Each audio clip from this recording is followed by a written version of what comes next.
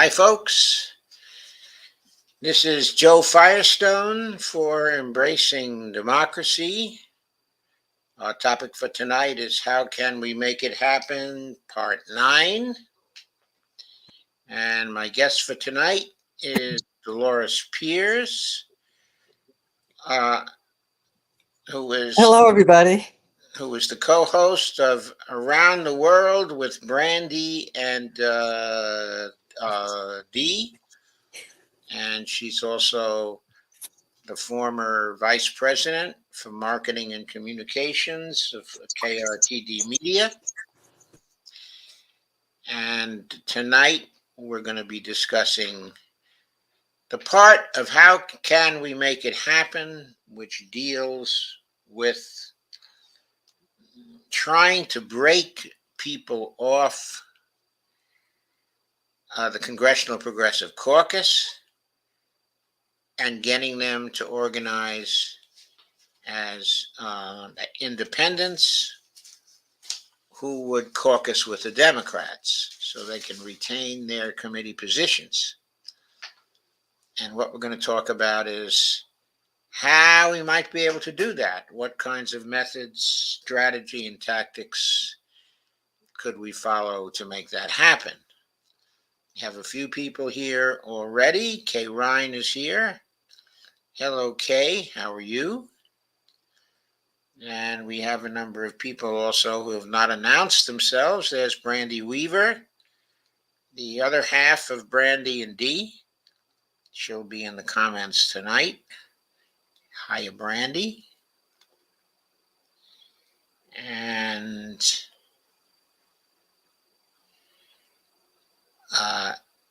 there are still two more people who are here who have not said hi yet. But let us begin, Dee. Yeah, sounds good. How do you think that we should approach the problem of breaking some of the progressives off and getting them to announce their independence in the way Kristen Sinema just did? Kirsten Sinema, I should say, just did. Well, I think we got to put some pressure on them. Let them know that we're not going to stand by them, advocate for them, donate for them. We're not going to campaign for them. Well, how can we do that in a way that is that makes them realize that we will go through with that, and that we also are going to organize against them if they fail to do that? Well, I think with us doing live streams, even writing campaigns, and if we could post like editorials, post in newspapers.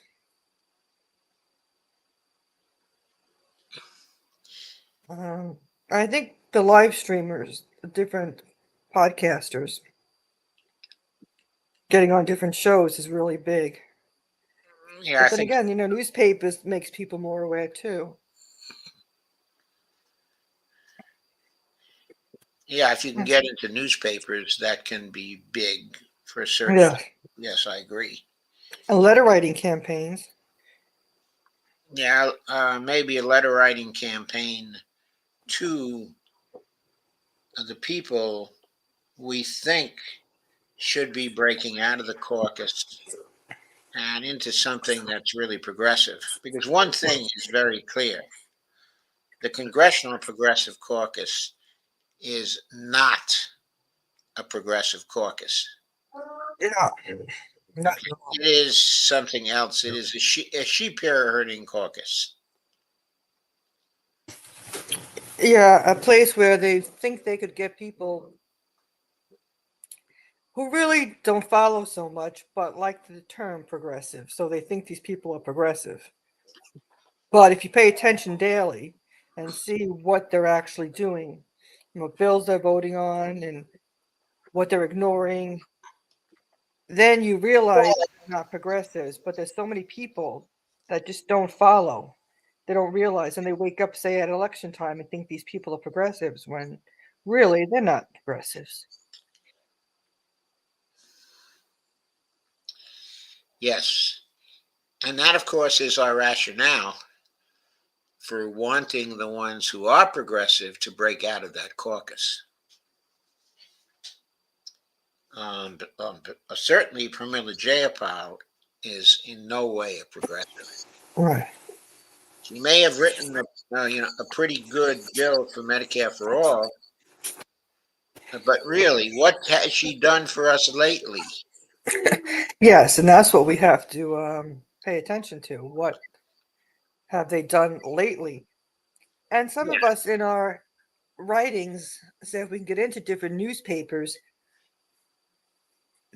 It makes people see what's going on or reading what's going on who aren't your typical people on social media.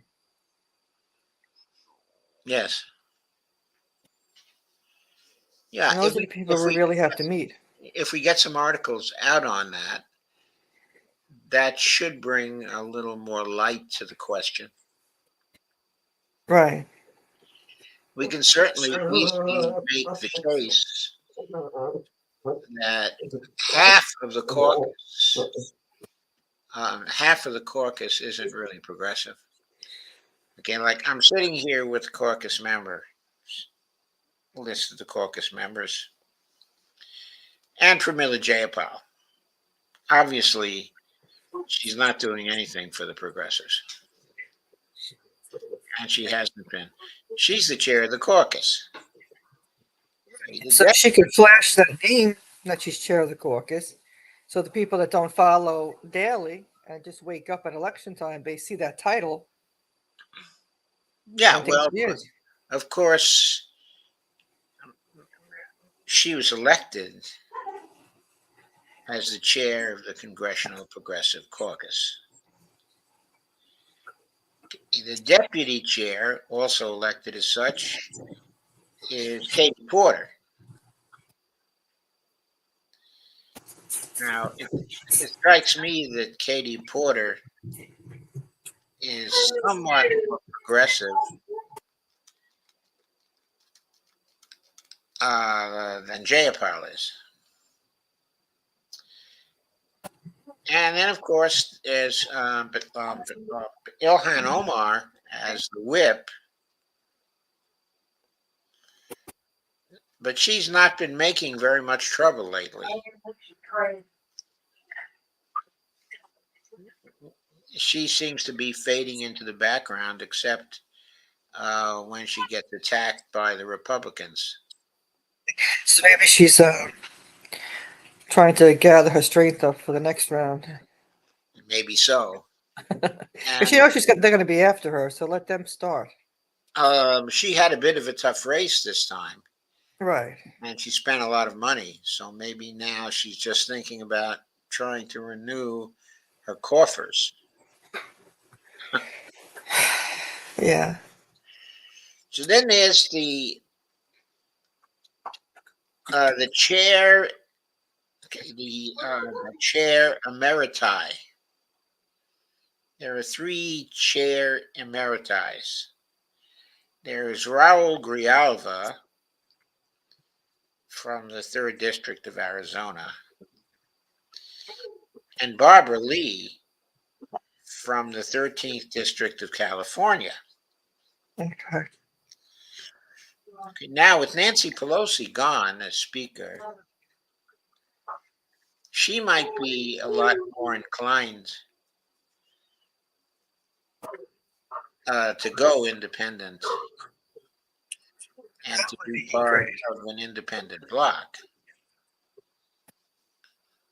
Yeah, the people that can, they should. Yeah, I think Raul Grijalva is also very popular in his district, and maybe he could do that. The other chair emeriti was Mark Pocan from the 2nd District of Wisconsin.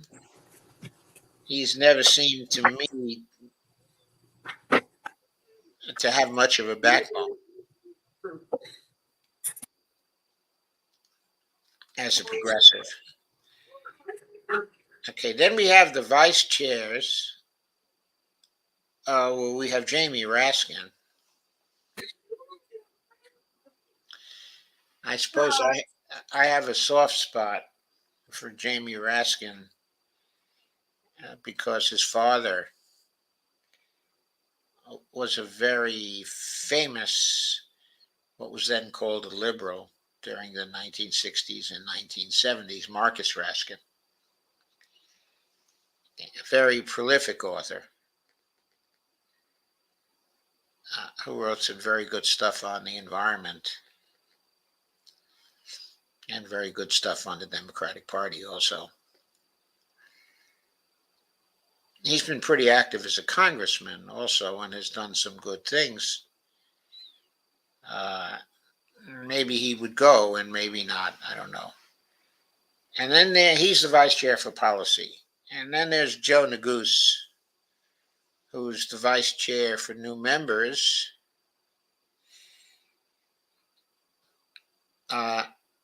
He was running for a while to become the policy chair of the House caucus. And he was torpedoed by Nancy Pelosi in favor, okay, of Aguilar, who's the new choice for that. Okay, and then there is Marie Newman, who was sort of kind of an adjunct to the squad. She never quite joined it. Been in for only 2 years. She lost her primary, so she's leaving in January. She was the vice chair for communications. She never seemed to me to be really particularly active as a progressive. She seemed to vote in a way that was progressive, but she made very little noise as a congressperson. And part of the job is making noise. Then there was Sheila Jackson Lee. Okay, please comment on these for me, and we'll get some initial idea about who you might want to start to pressure. Anyway, Sheila Jackson Lee was the vice chair for inter-caucus relations. She's from the 18th District of Texas. She used to be much more active than she's been in recent years as a progressive. She used to make a fair amount of noise. These days, it seems like she's awfully quiet. Then they got more vice chairs. They have Donald Norcross. He's vice chair for labor in the 1st District of New Jersey. He does seem to be pretty good when it comes to labor. And then Rashida Tlaib is the vice chair for member services. I'm not sure what member services do for the other members. It's kind of interesting. Okay, anyway, Rashida was just in Washington the other day. There was a rally for the railroad workers and for getting them to sick leave. And she gave a fire-eating speech at that rally, where also Bernie Sanders spoke. But the outstanding speech was by Rashida. And she was one of the only House members who voted against the bill that was forcing the railroad workers to come back to work. She was the only one of the squad who was standing with the union workers. So the true colors were shown. Her true colors were certainly shown. She stood alone Yes. Yes. Then it was David Cicilline. He's the vice chair of at large from Rhode Island. And then there was Jesus Chuy Garcia. He was the vice chair at large from the 4th District of Illinois. The word is he'll be leaving soon because he's going to be running for mayor of Chicago. So that's kind of interesting. Actually, Cicilline has had a pretty long career and has been a pretty reliable progressive vote in his career. He's been one of the more outspoken members of that caucus. And Bonnie Watson Coleman, another vice chair at large from the 12th District of New Jersey. I've noticed she usually votes right and makes some noise about how she's voting.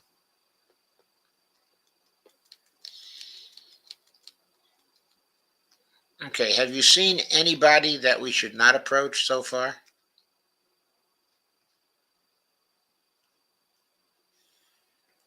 Hello, Dee. um,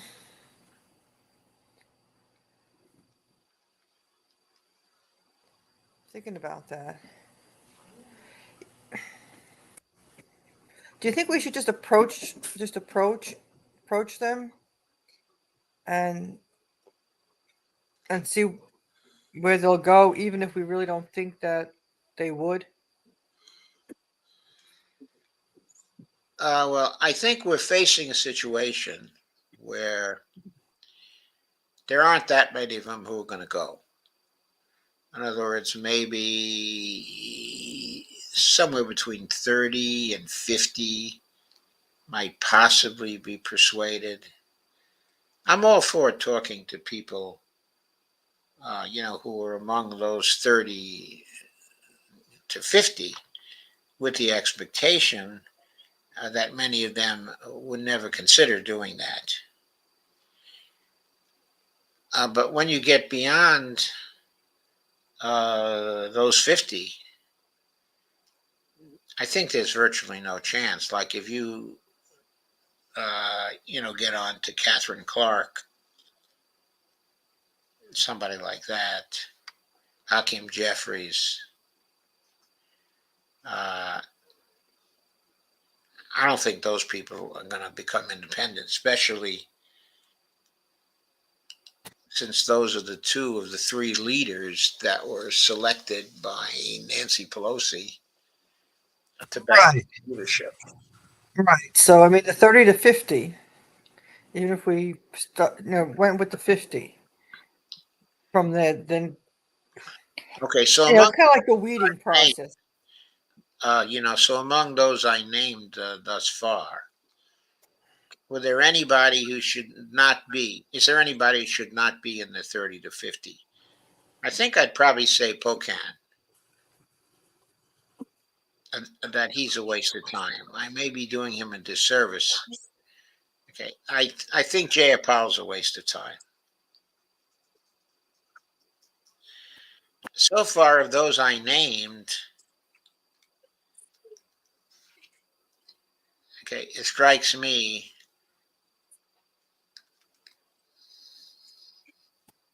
that Jayapal and Pocan are a waste of time. Okay, then also Marie Newman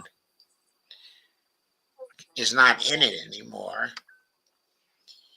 It would be good to talk to I think she had a Republican successor in that district, so it wouldn't be relevant to talk to him. I don't think Shirley Jackson Lee still has any fire left in her belly, if I can use that expression. Okay, Joe Neguse, I think he's probably pissed off that he was passed over for the chair of the policy caucus. I think he feels he's done a pretty good job. And he might be willing to go outside. And maybe Jamie Raskin, too, just because I think he agrees that the Progressive Caucus is not very progressive.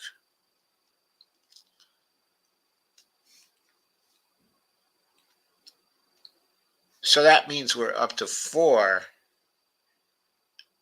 that we don't have to bother thinking about.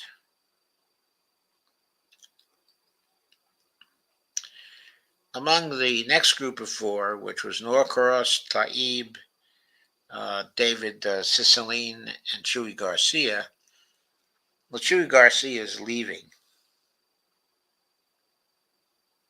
He's going to run for mayor. Cicilline, maybe try Cicilline. Rashida, certainly, we should try to get her.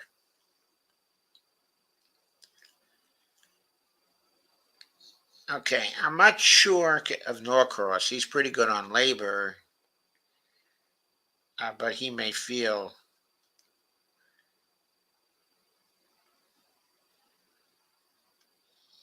that his perch in the Democratic Party is pretty good for that.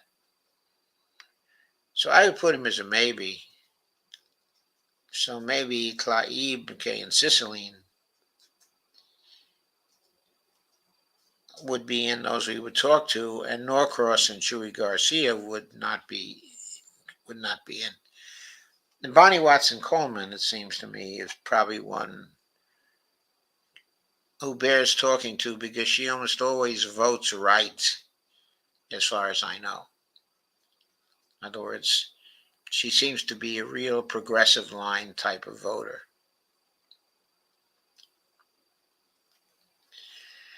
Got to look at their districts too. I mean, if they were independent, would they be able to get voted in?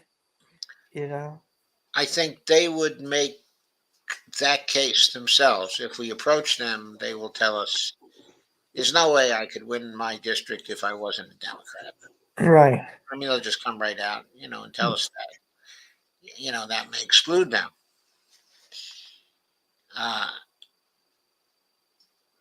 Okay, yeah, but we want to approach and just see what they say. Like you said, they'll tell us. Yeah, they'll tell us. Now, in Cori Bush's case, I think since she was basically elected as an activist in that area, she can probably be reelected on her credentials as an activist and on her constituency service right now, and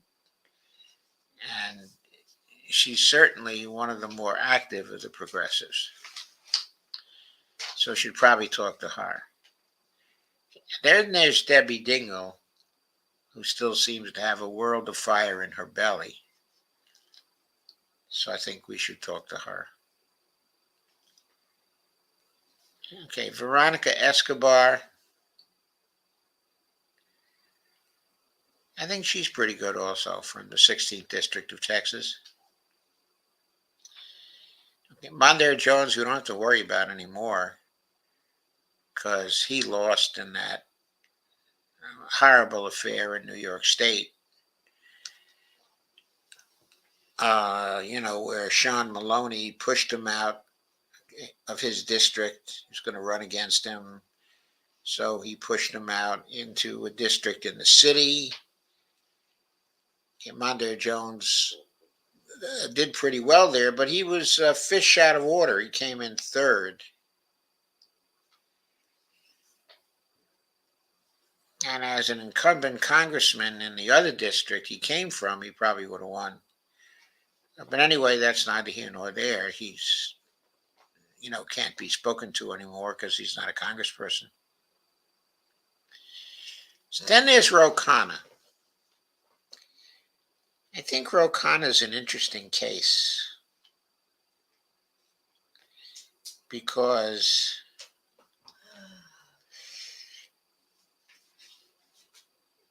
I really don't see him declaring himself as an independent. And he seems more of a party line type of person. Well, he tends to line up with Bernie. If he's party line, generally speaking, he's party line with Bernie and supported of Bernie. But it does seem to me that he, okay, I don't know that he would have the same stomach for independence, okay, as Bernie has. Uh, he also represents the big tech people, and I don't see that he's that active in trying to change that particular situation. Seems to have accepted that and accepted their money as he goes along. Okay, so I think a lot of people would advocate that we talk to Ro Khanna, but I don't really think so. No, I He's don't think he would go independent because it just seems to be that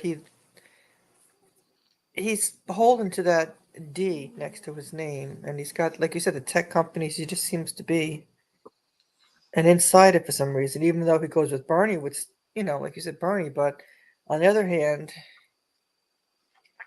he's got the big tech, and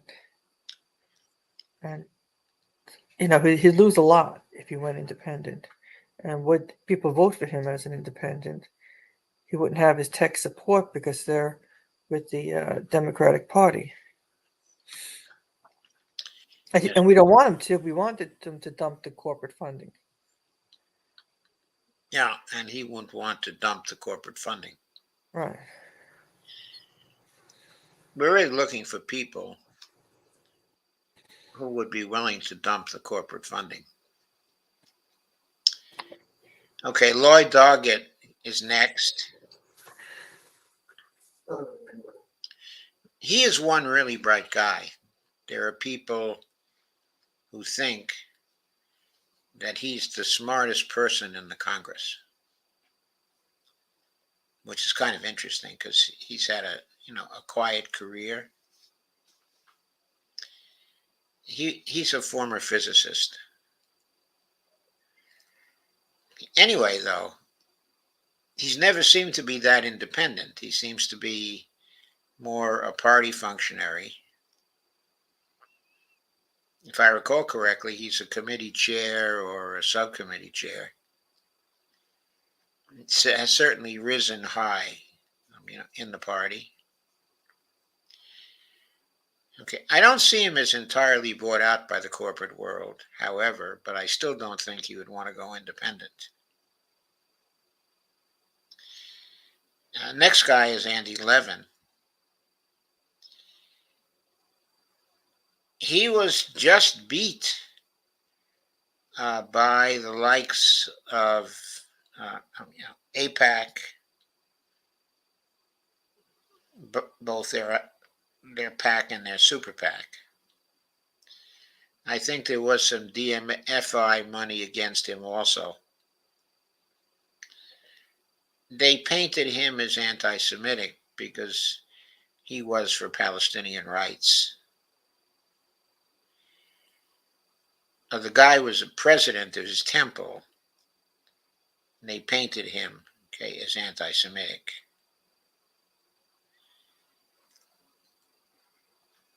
He might have been someone who would have considered going independent. I mean, he always had a lot of guts. We could talk with him and see if he plans on running again. Even though he was, like you said, he was beat this time, but does he plan to go? Would he go as independent and try to get his seat back?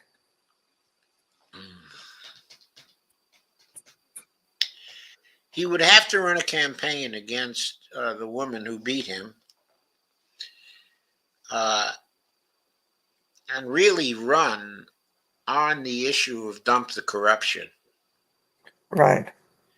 Yes, and he specifically was affected he specifically was affected, and if he ran on, dump the corruption, he ran against the PACs and the super PACs, and the idea of, but do you want a representative who's going to represent you, or do you want a representative who's going to represent the donors? If you ran, Exactly. yes, if you ran on that, he might be able to take it. His family has been very prominent in Congress for a long time.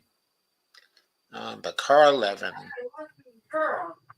was the senator from Michigan. And Sandra Levin, I believe Andy Levin's father is Sandra Levin.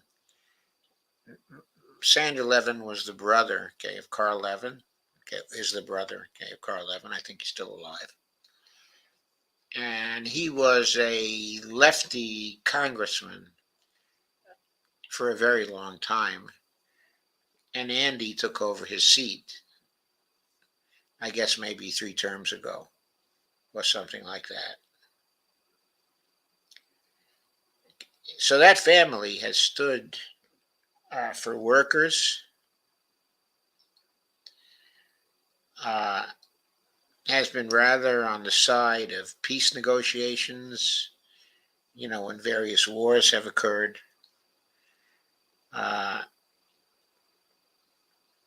It was surprising to me that he could be beaten. I think it was a combination of the redistricting in Michigan. 2 Democrats, okay, were pitted against each other, and then all the money came in against Andy. So next there is Mark Takano. I don't know. Probably should study him a little more. I always had the impression that he was fairly progressive, but now that I think about it, I don't know why I had that particular impression. So I have to study that one. Adriano Espaillat from the 13th District of New York. I don't think that he's progressive enough to continue to try to make it outside the Democratic Party as an independent progressive. Okay, I think he's pretty much a party person. And there are special order hour conveners. I don't even know what the hell that means. There's Jamal Bowman from the 16th District of New York. He's one of the squad. He just got himself in trouble because he was working on that bill to try to give the 7 days leave, to progressive, and he and others who were in favor of that bill have gotten a lot of static from the left wing of the progressives because they all recognized that bill had no chance to pass. And so they thought that it was just a messaging bill and that it was just there to make the squad look good. Okay, it was the bill that where 5 of the squad went for that bill and Rashida voted against it.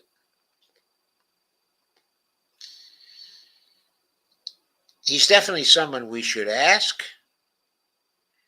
Maybe he would think that since he lost a lot of credibility for his standing in terms of this particular conflict, he may feel that,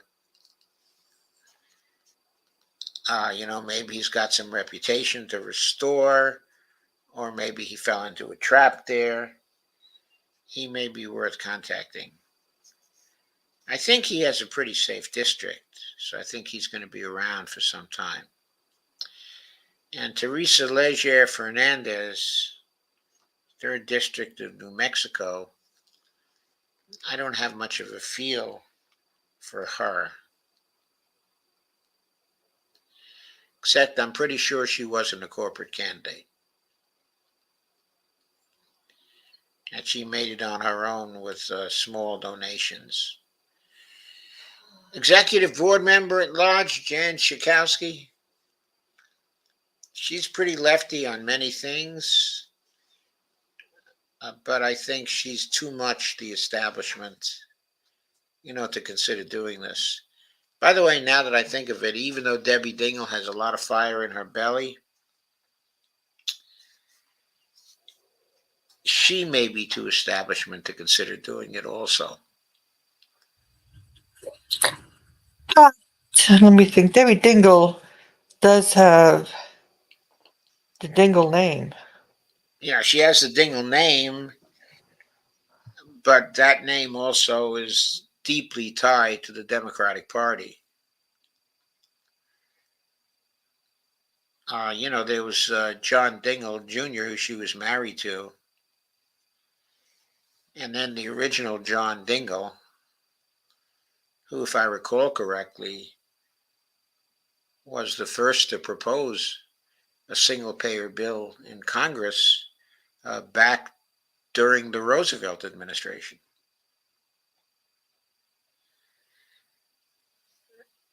Okay, that family is very much immersed in the struggle for Medicare for all, and Debbie Dingell is right now.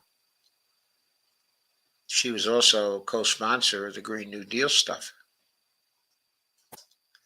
But the problem is the Democratic Party, as of now,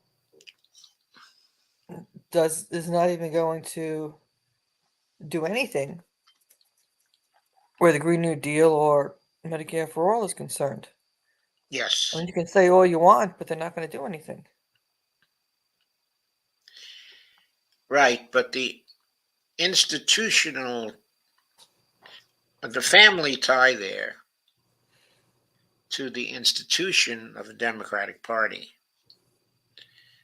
might be too tight for Debbie Dingell to consider declaring herself as an independent and caucusing with the Democrats. I feel the same way about Jan Schakowsky also. She's been a Democrat for so long. I could be wrong about that. But I think those two are not among the first that I would approach for this. Okay, then, of course, there's Bernie, the only one who's a member of the Congressional Progressive Caucus, who's a senator.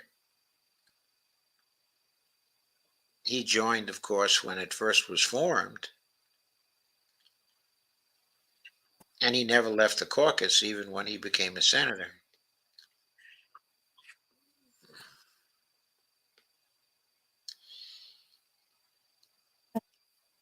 Okay, the next four are the House members.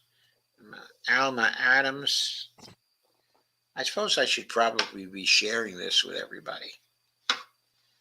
I don't know why I'm not sharing it with everybody. Let me share that, so you can see everybody's picture also.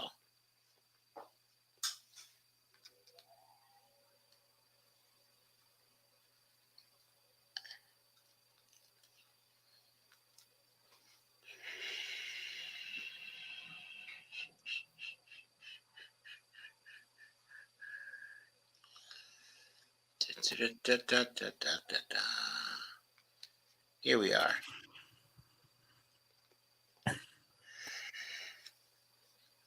Okay, there's Alma Adams.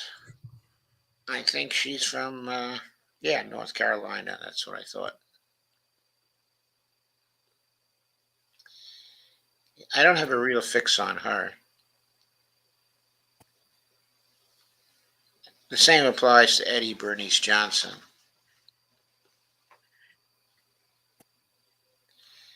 As far as Barragan is concerned, I haven't seen her make much noise or heard her make much noise. I get the feeling she's pretty establishment. Karen Bass, of course, is no longer there. She's now the mayor of Los Angeles.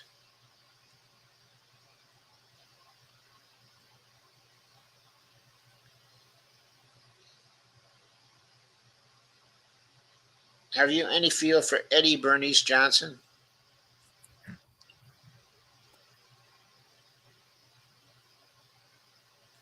I'd have to look into her more.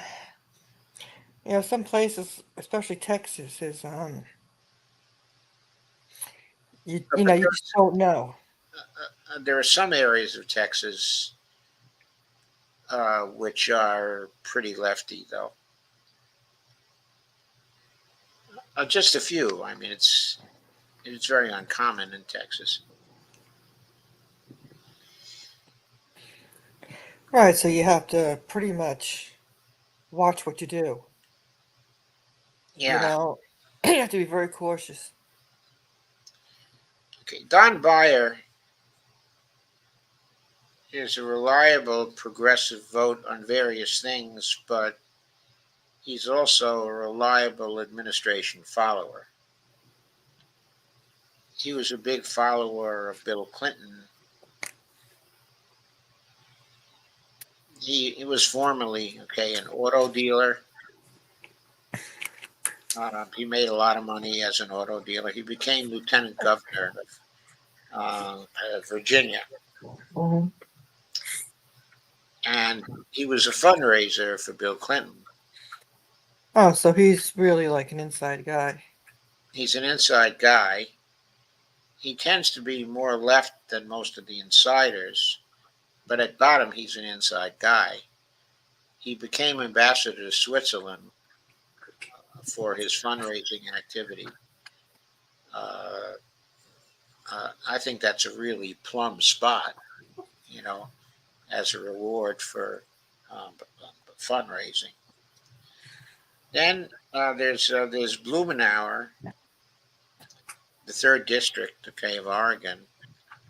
He's kind of a fixture there. Somehow I don't see him leaving the Democratic Party either. Yeah, he seems, very comfortable where he's at. Though he is pretty much on the left wing of the Democratic Party. Right. And Lisa Rochester, uh,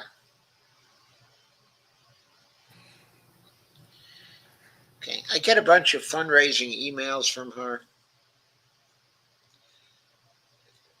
They're mostly not on any substance. And they don't, feature progressive themes. They're more about the Democratic team. Right, so that just kind of indicates she doesn't want to Yeah, raise too many flags. I don't think she's a boat rocker. Exactly.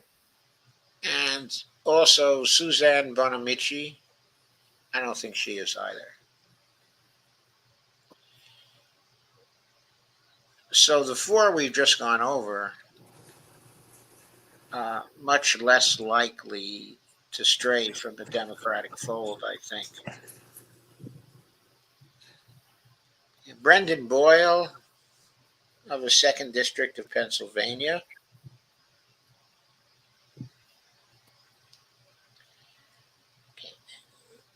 I don't have the feeling that he's someone who would stray either. And of course, Chantel Brown, she's been living off the PAC and Super PAC money.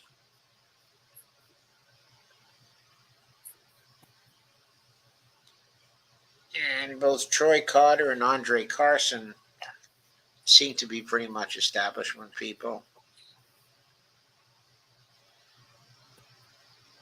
Matt Cartwright is pretty lefty.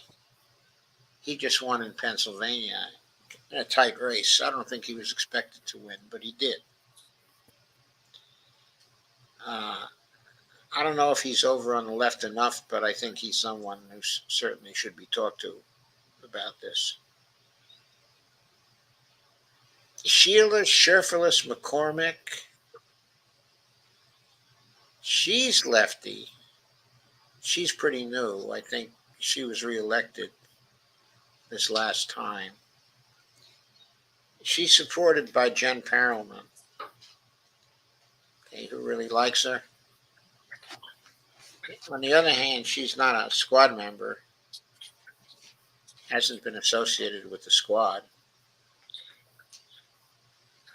Florida, it's very politically to the right, so you've got a line to toe. You know, you don't want to make too many waves. Yeah, I know. I don't think she's been making too many waves, but I think she's generally on the left, though. Right. So I think there's Judy Chu. Uh, I think she's pretty establishment and is climbing up the ranks gradually. And Catherine Clark, who was the assistant speaker and has just gone up to the position of whip. She's replacing Jim Clyburn as the whip of the Democratic Party. So I certainly don't think that she's going to be worth approaching. Yvette Clark, I don't know that she's very lefty. Also, Madeline Dean, not. Danny Davis might be worth talking to. I don't think Steve Cohn is. He tends to be, I think, to the right of the center of the caucus. Of course, he's from the 9th District of Tennessee. So Tennessee is one of those places that Democrats have to be cautious. They have to be real cautious. And Madeline Dean is from the 4th District of Pennsylvania. And we know she's pretty much a centrist Democrat, though she doesn't seem like she's a centrist obstructionist.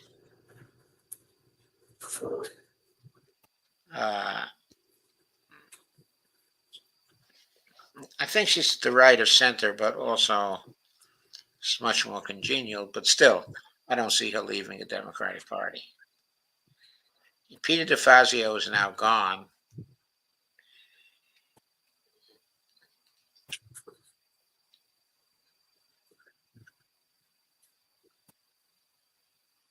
I'm trying to remember whether the person who replaced him in the 4th District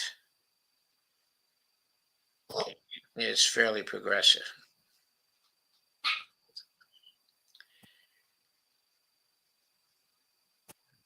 Okay, I think Andrea Salinas won in the 6th District. I think she's pretty progressive.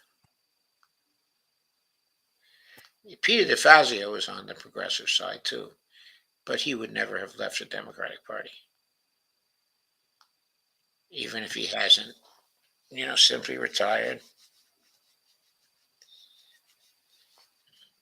And Diana DeGette, I don't know about her. Okay, now Rosa DeLauro, she's the woman who's been behind the child tax credit stuff. And she also led the opposition to those terrible trade agreements. She's married to Stan Greenberg, who's a longtime pollster for the Democratic Party. In terms of interpreting polls, he's always on the left wing of that. Rosa's known for her purple hair.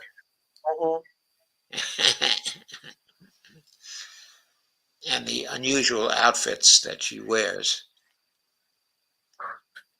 She makes herself stand out, so she's not shy to say who she is. She makes herself stand out. She's definitely a nonconformist.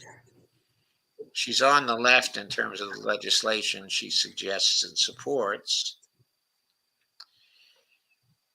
But she is establishment. I don't know if she could be broken off easily. Marc de Saulnier, I don't have a definite impression of him, nor Dwight Evans, nor Lois Frankel. Okay, and Ruben Gallego is looking forward to running for Kirsten Sinema's seat in 2024. He'll be running as a Democrat, certainly. And if Sinema doesn't run, which I suspect she won't run, he's probably going to be the choice for the Senate. And he'll be running as a Democrat, so he's not going to take a chance on running as an independent. If he were already a senator and he had established a definite impression with voters, he might then be willing to peel off. John Garamendi in the 3rd District of California, I think that's around the San Diego area. He's pretty lefty as most of the Democrats go. He's a reliable progressive vote on most things. But I really don't see him stepping out either.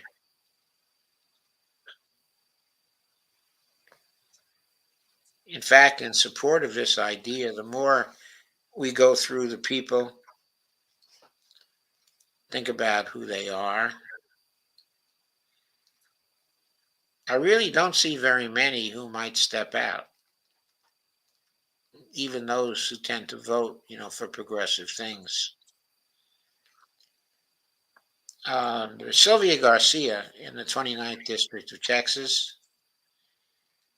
I think she's pretty lefty as most people go.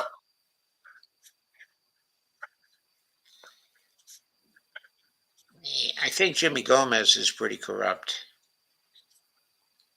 and that's going to hurt him pretty soon. Okay, Eleanor Holmes Norton, she doesn't have a lot of influence because DC is still not a state.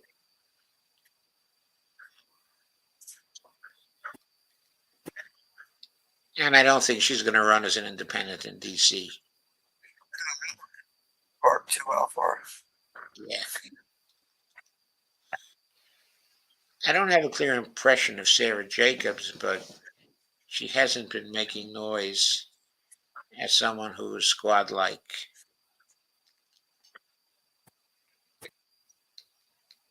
You have a lot of people here, you somehow can't imagine them straying away from the Democratic Party. At least I can't.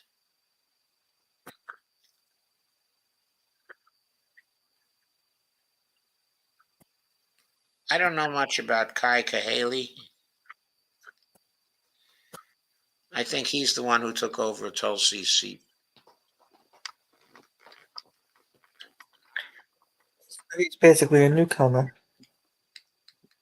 Yeah, I don't see him as that lefty. Dan Kildee.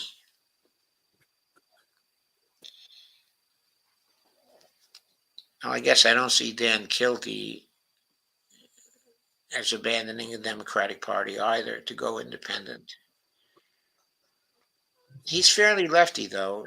He's been a close friend of Michael Moore for some time. Actually, Flint is in his district.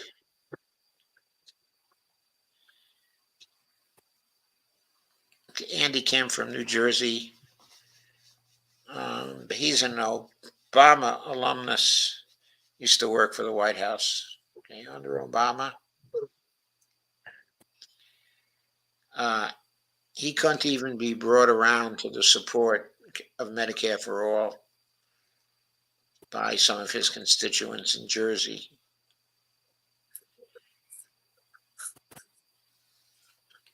And Brenda Lawrence, I don't see her leaving the Democratic Party either.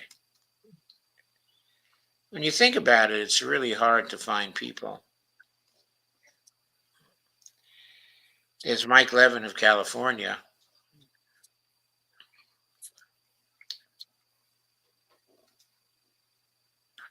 He seems vaguely progressive to me, but I don't see him leaving, or Ted Lieu, or Zoe Lofgren, not Quasi Mfume or Grace Meng.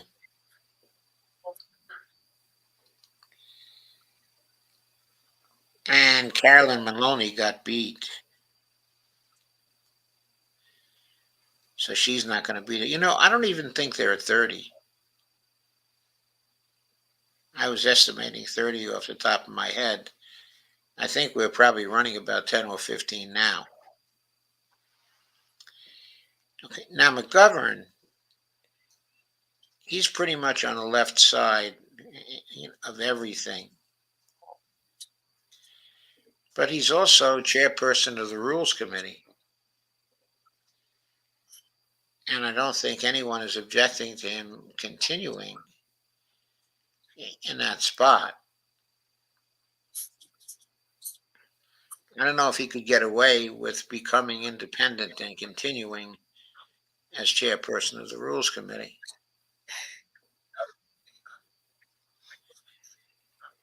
Okay, I think of all the old guard in the House, he's probably the one who's most cordial to the left-wing progressives.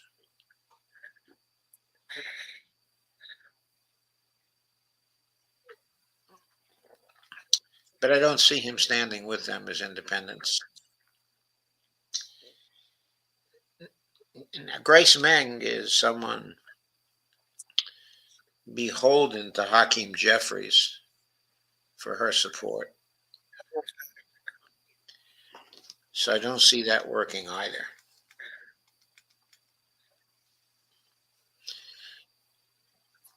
One more is another one who's, I think she's sort of a vote blue no matter who type.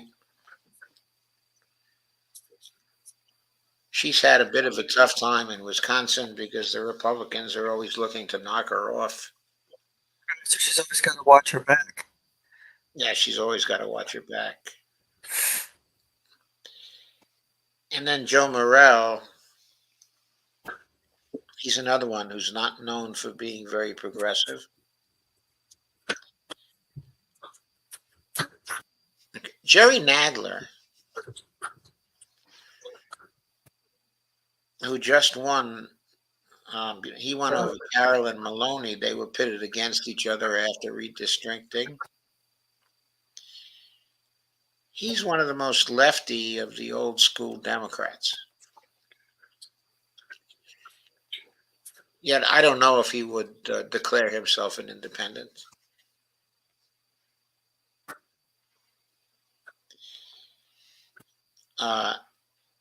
He was one of the only congressmen who learned about the platinum coin back in 2011. It's kind of interesting.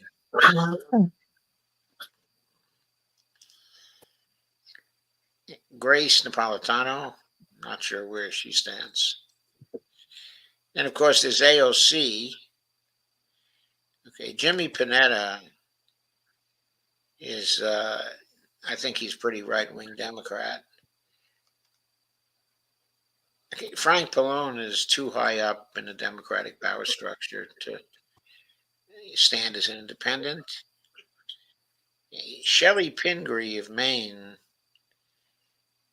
is surprisingly lefty for someone who comes out of Maine, but I don't know if she'd feel comfortable going independent.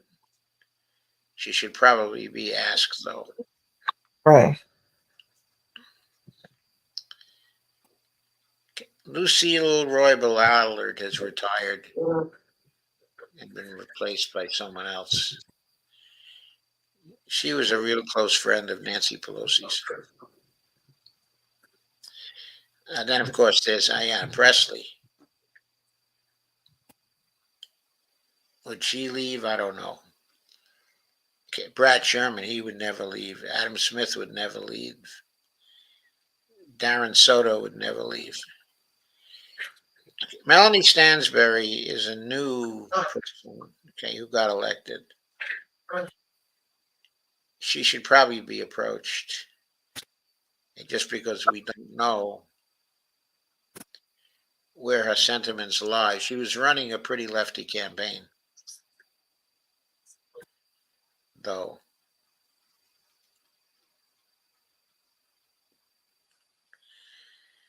Lori Trahan, she should probably be talked to. And Richie Torres. I don't see Richie Torres leaving, though. He's been playing games with the power structure in the Democratic Party for a while. I see Lori Trahan perhaps as too conservative to even think about it, but maybe not. And Maxine Waters, of course, is part of the power structure. Peter Welch won the other Senate seat, I believe. That was vacated by Pat Leahy. Okay, Nikema Williams is pretty squad-like. She's one that we might want to push.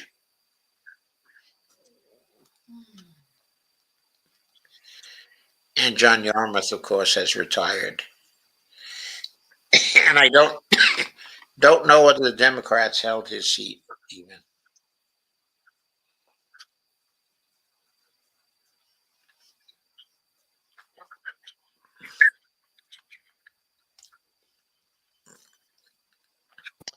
So going through it one by one in this way, I think it turns out to be a pretty sad situation, don't you? I was thinking the same. I was going to say this letter campaign has to be done, as well as live streaming. But then again, live streaming is pretty much you have your audience. So I mean, it is good to do it. So I think like the letter writing and getting outside the computer world, the social media world. To run a campaign like this would be, okay, I think it would be tough. And we probably only have 15 or 20 people that it makes sense to try for. Right, and we've got to rigorously work at it too. Yes. It's interesting the way we went through things. Right, and seeing their faces and Yeah, seeing their faces and reflecting on who would be the ones who might be open to it. right. And seeing that it's a lot of the people who are higher up in the Progressive Caucus right now. Like we talked about Katie Porter, okay, and Omar. And 2 out of 3, okay, of the emeriti. And then the vice chairs.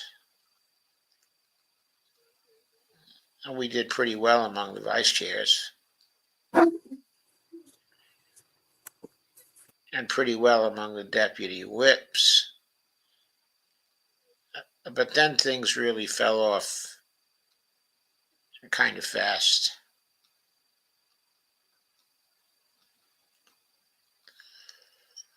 So I'll really have to sit down and think about this. But I think it's more like 20 people to work on. Not even 30. Of course, this list doesn't include any of the new people who are coming in.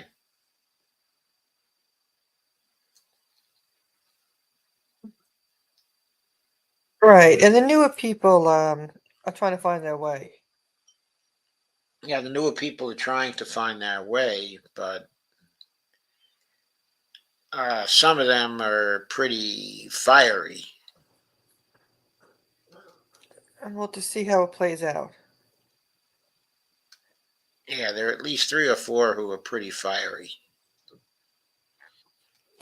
Right, and people think that they can make change. They're going to make change in a Democratic Party. They come with that hope and that vigor, and then pretty much get slapped in the face.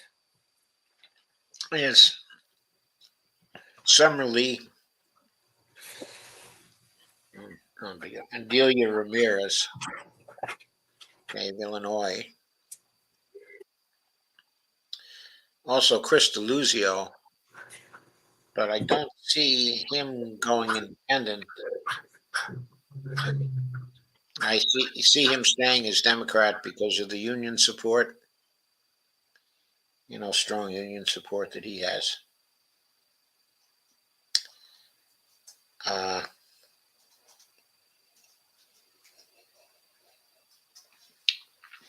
so I think we should think more about the methods we might use to do that.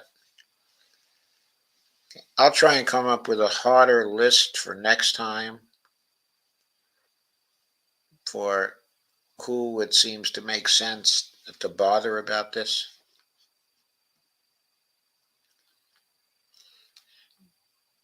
It's really not as many as I thought.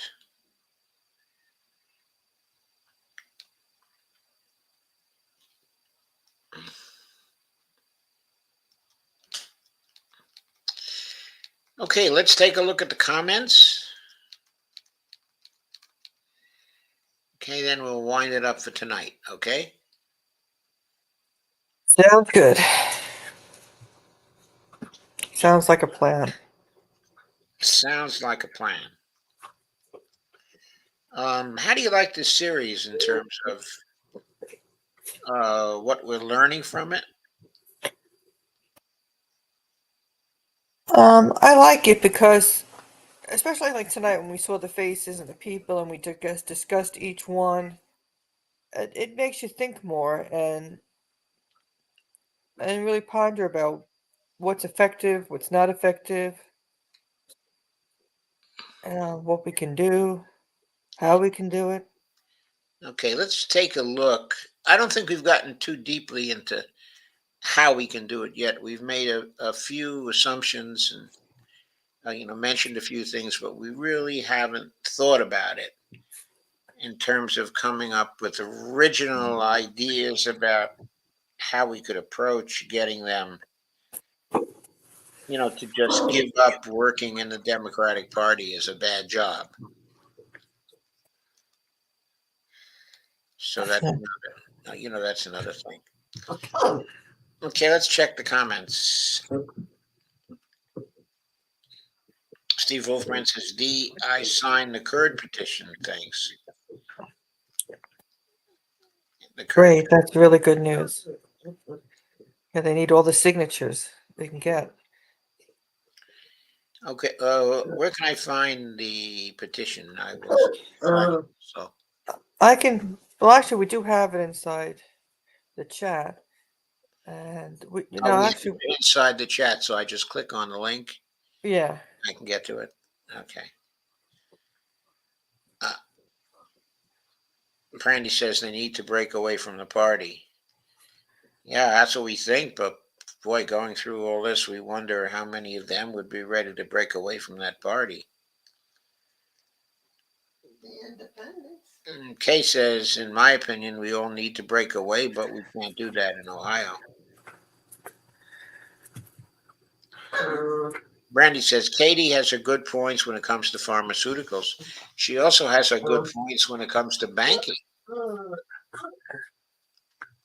And when it comes to regulation in general, regulation is one of the most important issues now in terms of, restoring regulation and having Democrats actually do regulation. Katie's kind of leading the way on that, at least from the viewpoint of a congressperson. Brandy asks, K. Ryan, can independents run in your state? I don't know whether they can run in Ohio. Steve says, I think AOC did something good with the Puerto Rico bill. Independent or statehood. Credit where credit is due. Yeah, I'm not one who thinks I mean, I'm not happy with what AOC did in terms of the railroad workers thing. She wasn't the only one who did it, of course. Uh, what I don't like about AOC these days is I have this feeling that, which I did not have when she first ran. Okay, I have a feeling that AOC's approach to politics is actually fairly manipulative. And since she's gotten into contract to Congress, she's learned some tricks from Nancy Pelosi about how to manipulate people, voters, and that she does that. And I think that problem is going to get worse as she grows older. I much prefer the way Rashida does her job, which she seems to let it all hang out there.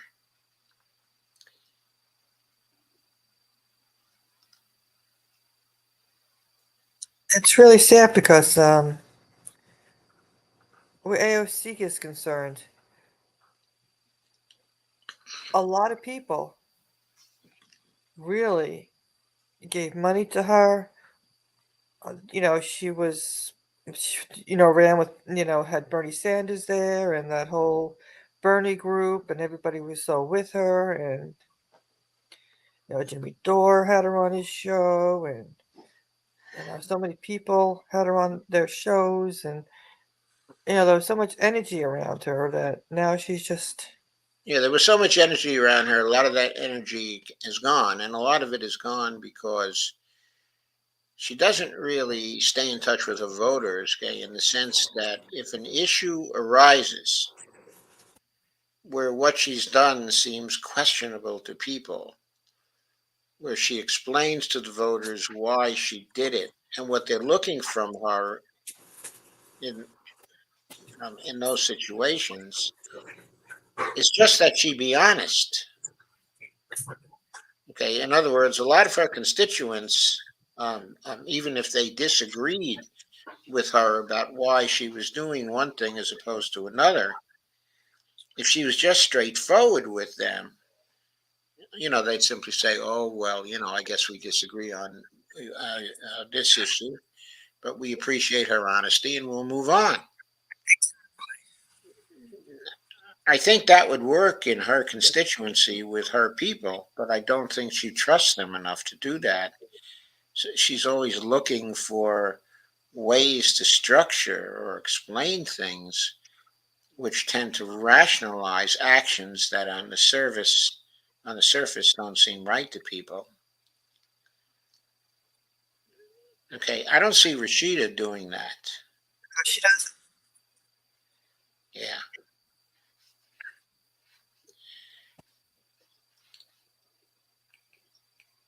Brandy Weaver says, don't support people who aren't willing to support you. Yes, I agree. Steve says, I was just watching Sabi. Apparently, UK is almost under a general strike. Yeah, I saw that also. By the way, also Peru will be having a general strike starting about now to try to get the new right wing government to release Castillo.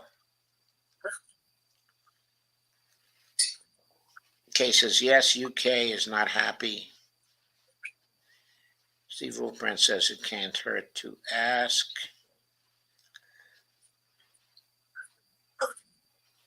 Brandy says, I was watching Sabi as well, Steve Wolfbrand. Steve says, Brandy, Sabi is doing well with over 26K subscribers. Yes, she is doing well. Yeah, I think Sabi has her approach to her show is very straightforward. I think she's thorough. I think she's reasonable. And Steve Wolfbrand says Jimmy Dore helped Sabi a lot, and Nick. Yeah, Nick's really good. Steve Wolfman says, Road doesn't do much for me. Yeah, I don't think he does very much for me. Also, I was inclined to be favorable to him because coming out of the MMT streaming I did, he was one of the only people who seemed to know anything about MMT from the congressman. But if you take a look at him from a broader perspective, he's also doing these things where he's slippery, where when he talks to people about issues, he's not really straightforward. He's always got a rationalization. When you dig into the rationalization, it seems like he's trying to fool you. Okay, says, really, you all are Dora fans? I'm in the wrong place. Okay. Kay says, I'm out of here. Oh, God, come on, Kay. You don't want to be out of here. Well, you know, Kay, well, the one thing is that she watches MSNBC. Yeah, I know. So she falls in line with their hatred of different people and all that drama. Yeah, I know that's kind of true, but here, we say what we think about people, but And she's been here long enough, but I guess she's just in one of those moods. Who knows? yeah, I don't know. Uh, okay, I'm not a big fan of Jimmy's myself because sometimes I don't like his manner of approaching people and discussing things with people. But for example, when he had that conflict with Matt Stoller, I guess that was almost 2 years ago now. Uh, he was just very nasty to Matt Stoller, okay, in the argument. And Matt's a conscientious person who is doing very good work in the regulation field, very valuable work, exposing all kinds of things, not hesitating to expose things, writing really good stuff and making good contributions. He did not deserve to be treated in the way Jimmy treated him. Okay, on the other hand, Jimmy is often right, and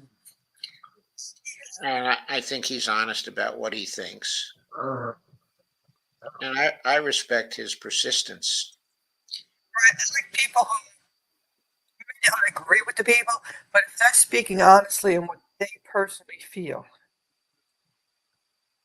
I'm I mean, sorry. that's important to dig into what people's honest feelings are about things.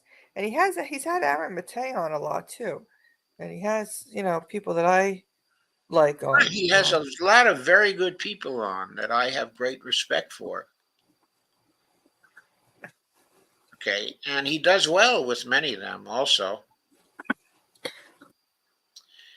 And on the other hand, he's a comedian, so he's out there doing his comedic work. So he's got that side of him. So he doesn't have the straight journalist type. Yeah, Steve Wolfbrand points out so many people trying to paint Jimmy Dore as a right winger, but it's just not true. Right, he's the furthest. And he votes green for the most part. Yeah, I don't think he's a right winger at all. No. Brandy says Steve, he needs to put some space between himself and Hinkle, as well as Brana. Well, hasn't he put some space between himself, okay, and Brana? Since Jimmy is supporting Green Party now.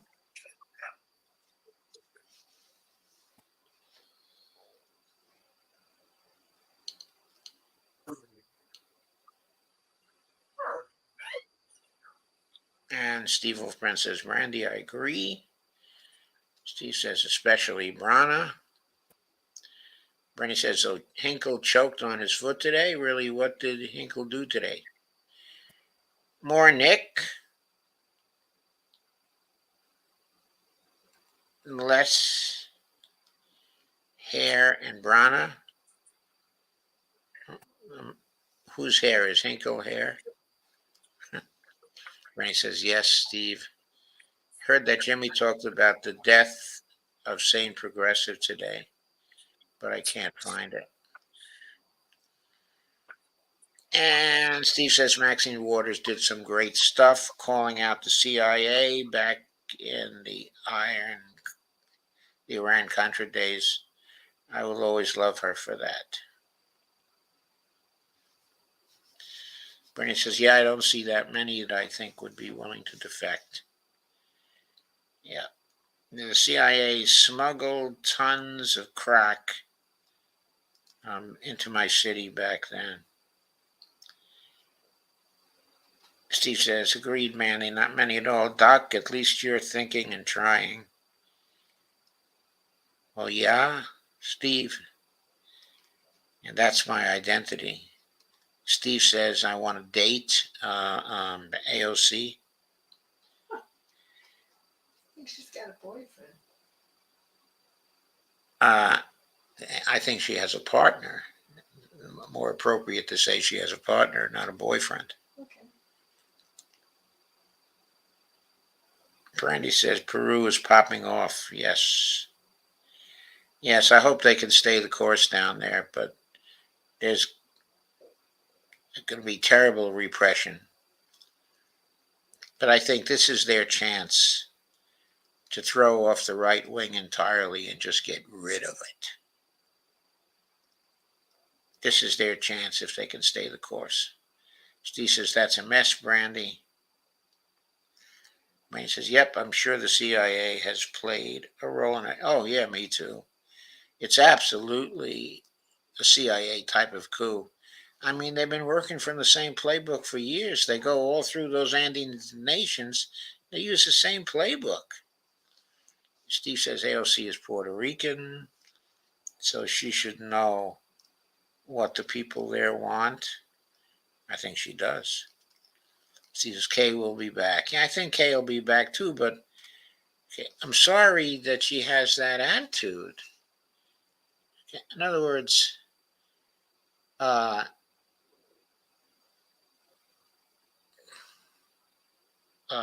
it's just an attitude that says,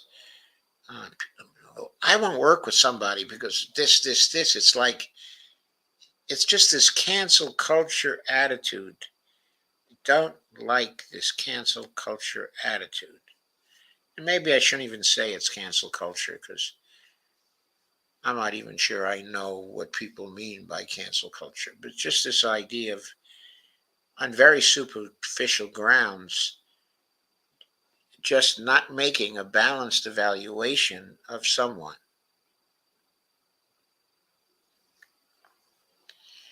Brandy says, I do agree with Jimmy at times. When I disagree, I will say it. And when I agree, I will say it. I noticed that, Brandy.